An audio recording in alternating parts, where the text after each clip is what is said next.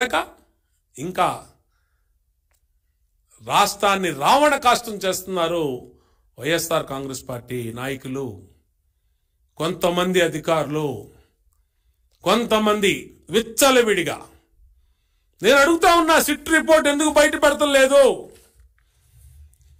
పెద్దిరెడ్డి రామచంద్రారెడ్డిని, కరుణాకర్ రెడ్డిని, సజ్జల రామకృష్ణారెడ్డిని, పిన్నెల్లి సోదరుల్ని, రామకృష్ణారెడ్డి బ్రదర్స్ ని, గోపిరెడ్డి శ్రీనివాసరెడ్డిని వెంటనే అరెస్ట్ చేయండి. మొత్తం చట్ట ఉల్లంఘనలకి ఇవాళ సస్పెండ్ చేసిన అధికారుల కాల్ డేటాని మొత్తం హ్యాండ్ ఓవర్ చేసుకోండి.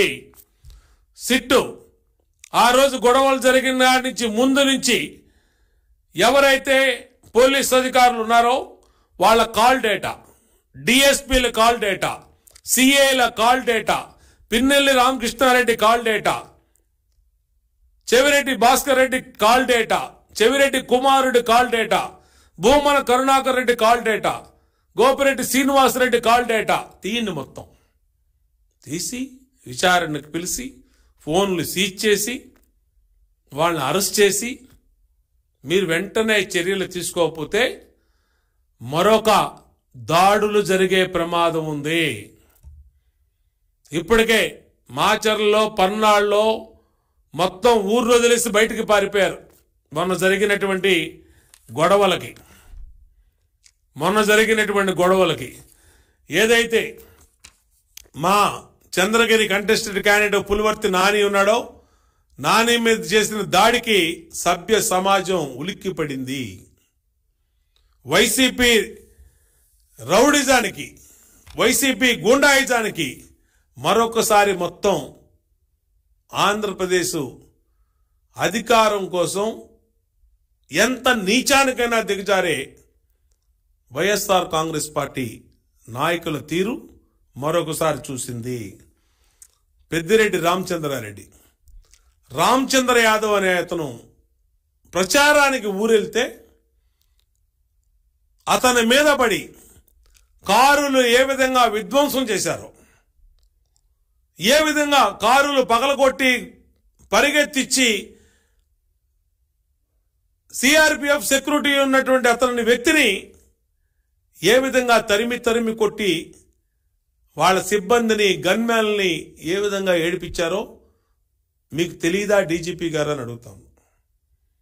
డీజీపీ గారు నోటీసులు లేదా? ఎందుకు మీరు పెద్దిరెడ్డి రామచంద్రారెడ్డి మీద కేసు బుక్ చేయాలా? ఎందుకు మీరు అతను అరెస్ట్ చేయాలా? ఇంత విధ్వంసం చేసిన పిన్నెల్లి రామకృష్ణారెడ్డిని, హౌస్ అరెస్ట్ లో ఉన్నటువంటి పిన్నెల్లి రామకృష్ణారెడ్డి ఏ విధంగా పారిపోయాడు? గోడలు దూకి. మీ పోలీస్ అధికారుల సహకారం లేదా? ఏ విధంగా చెవిరెడ్డి భాస్కర్ రెడ్డి గాని, వాళ్ళ కుమారుడు గాని, భూమన కరుణాకర్ రెడ్డి గాని, అతని కొడుకు గాని చేసిన అరాచకాల్ని పోలీసు ఇంతవరకు ఎందుకు చర్యలు తీసుకోలేదు?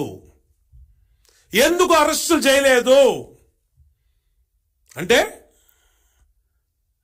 అధికారుల్లో ఉన్న వాళ్ళకి, లేదంటే వెనకాల పార్టీలో ఇన్ఫ్లుయెన్స్ ఉన్న వాళ్ళకి ఒక న్యాయం, ప్రతిపక్ష పార్టీలకి సామాన్యులకి ఒక న్యాయం అని అడుగుతా ఉన్నా. మొత్తం దేశం మొత్తం ఉలిక్కిపడినటువంటి జరిగిన రాష్ట్రంలో ఎన్నికల అనంతరం జరిగినటువంటి దాడులు, దుర్మార్గం, రౌడీజం ఎందుకు ఇప్పుడున్న డీజీపీ కూడా ఆలోచనలు చేస్తున్నారు? ఎందుకు ఉక్కు పాదం మోపట్టలేదు అని అడుగుతా ఉన్నా. ఎందుకు పిన్నెల్లి సోదరుని అరెస్ట్ చేయట్లేదు? వీళ్ళని అరెస్ట్ చేయండి, టాడా యాక్ట్ పెట్టండి. మొత్తం రాష్ట్రంలో లా అండ్ ఆర్డర్ మొత్తం కూడా శాంతియుతంగా ప్రజలు స్వేచ్ఛ వాయువులు పీల్చేటట్టుగా ఈ రౌడీ మూకల్ని, పిన్నెల్లి సోదరుల్ని, పిన్నెల్లి రామకృష్ణారెడ్డి వాళ్ళ తమ్ముడిని, చెవిరెడ్డి భాస్కర్ రెడ్డి వాళ్ళ కొడుకుని, పెద్దిరెడ్డి రామచంద్రారెడ్డి బ్యాచ్ని, భూమన కరుణాకర్ రెడ్డి కొడుకుని, గోపిరెడ్డి శ్రీనివాసరెడ్డిని, మొత్తం ఎవడైతే ఊర్ల మీద పడి శాంతి భద్రతలను చేతుల్లో తీసుకొని ఇష్టారీతిన ఊర్ల మీద పడి దాడులు చేశారో వాళ్ళ ఇష్టంతా మీ దగ్గర ఉంది. డీజీపీ గారు వెంటనే మీరు అనుకుంటే నిమిషాల్లో అరెస్ట్ చేసే సమాచారం అంతా మీ దగ్గర ఉంది. సిట్టు నివేదిక ఉంది, సిట్ ఇచ్చిన రిపోర్ట్ ఉంది.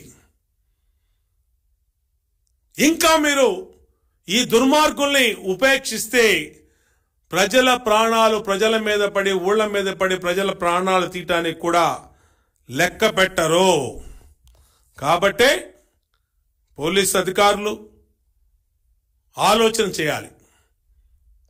తాడేపల్లి ఆదేశాలు పాటించి మీ సర్వీస్ రికార్డ్స్ని ఖరాబ్ చేసుకున్నటువంటి అధికారులు, ఇప్పుడు చింతిస్తున్నటువంటి అధికారులు, యంగ్ ఐపీఎస్ అధికారులు, ఎందుకు వచ్చింది ఈ కర్మ మీకు?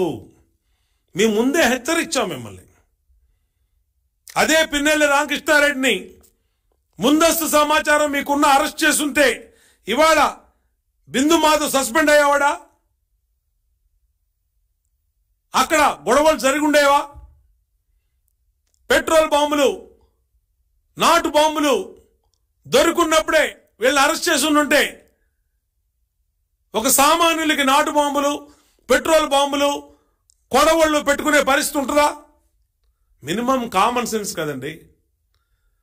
అదే చెవిరెడ్డిని వాళ్ళ కొడుకుని అదుపులో పెట్టుకుని ఉండుంటే పులివర్తి నాని మీద అంత గొడవ జరిగి ఉండేదా? అన్ని కార్లు పగిలి ఉండేవా? అంతమంది తలలు పగిలి ఉండేవా? తాడిపత్రిలో పెద్దిరెడ్డిని